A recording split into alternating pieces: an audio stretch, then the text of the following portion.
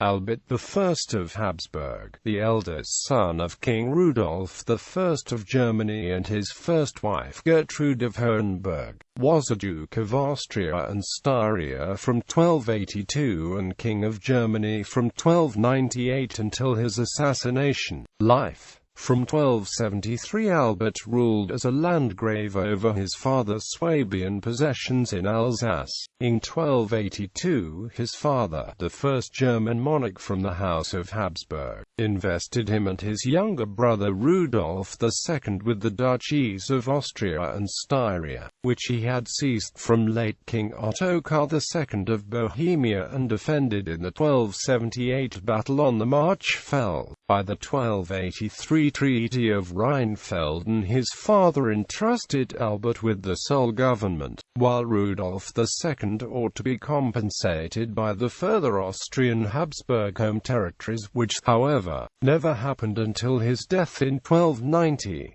Albert and his Swabian ministeriales appear to have ruled the Austrian and Styrian duchies with conspicuous success, overcoming the resistance by local nobles. King Rudolf I was unable to secure the succession to the German throne for his son, especially due to the objections raised by Ottokar's son King Wenceslaus II of Bohemia, and the plans to install Albert as successor of the assassinated King Ladislaus IV of Hungary in 1290 also failed. Upon Rudolf's death in 1291, the prince-electors, fearing Albert's power and the implementation of a hereditary monarchy, chose Count Adolf of Nassau-Weilburg as king of the Romans. A rising among his Styrian dependents compelled Albert to recognize the sovereignty of his rival and to confine himself for a time to the government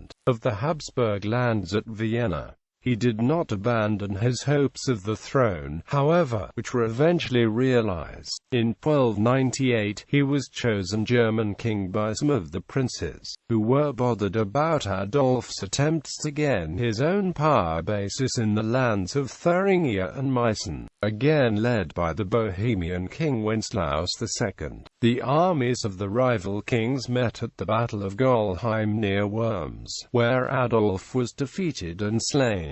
Submitting to a new election but securing the support of several influential princes by making extensive promises, he was chosen at the imperial city of Frankfurt on the 27th of July 1298, and crowned at Aachen Cathedral on the 24th of August. Although a hard, stern man, Albert had a keen sense of justice when his own interests were not involved, and few of the German kings possess so practical an intelligence. He encouraged the cities, and not content with issuing proclamations against private war, formed alliances with the princes in order to enforce his decrees. The serfs, whose wrongs seldom attracted notice in an age indifferent to the claims of common humanity, found a friend in this severe monarch, and he protected even the despised and persecuted Jews. Stories of his cruelty and oppression in the Swiss cantons did not appear until the 16th century, and are now regarded as legendary. Albert sought to play an important part in European affairs. He seemed at first inclined to press a quarrel with the Kingdom of France over the Burgundian frontier, but the refusal of Pope Boniface VIII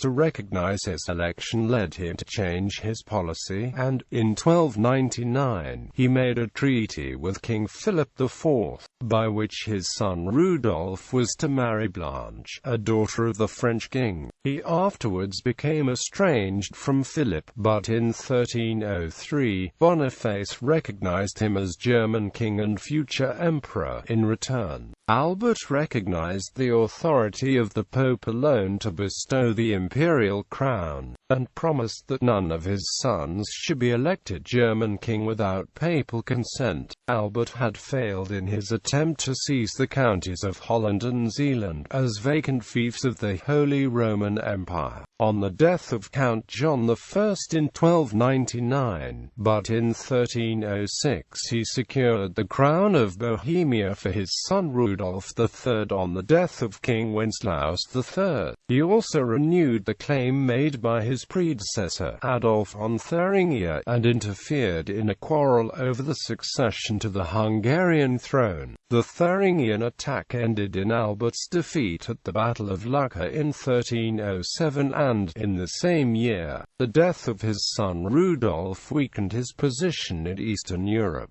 His action in abolishing all tolls established on the Rhine since 1250 led the Rhenish prince-archbishops and the Elector of the Palatinate to form a league against him. Aided by the imperial cities, however, he soon crushed the rising. He was on the way to suppress a revolt in Swabia when he was murdered on the 1st of May 1308 at Windisch on the Reuss River by his nephew Duke John, afterwards called the Parricide, or John Parricida, whom he had deprived of his inheritance. Titles: Albert by the grace of God, King of the Romans, Duke of Austria and Styria, Lord of Carniola over the Wendisch Mark and of Portenaon, Count of Habsburg and Kyburg, Landgrave of Alsace. Marriage and children. In 1274 Albert had married Elizabeth, daughter of Count Meinhard II of Tyrol, who was a descendant of the Babenberg Margraves of Austria who predated the Habsburgs' rule. The baptismal name Leopold, patron Saint Margrave of Austria, was given to one of the sons.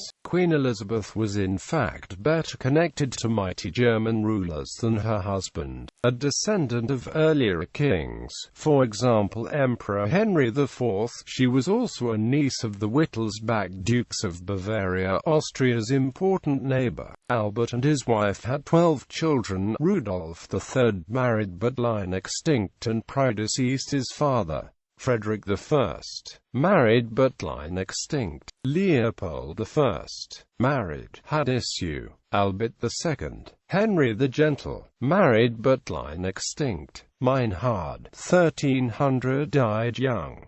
Otto, married but line extinct. Anna, 1280, Vienna of the 19th of March 1327. Breslau, married, in Graz, California.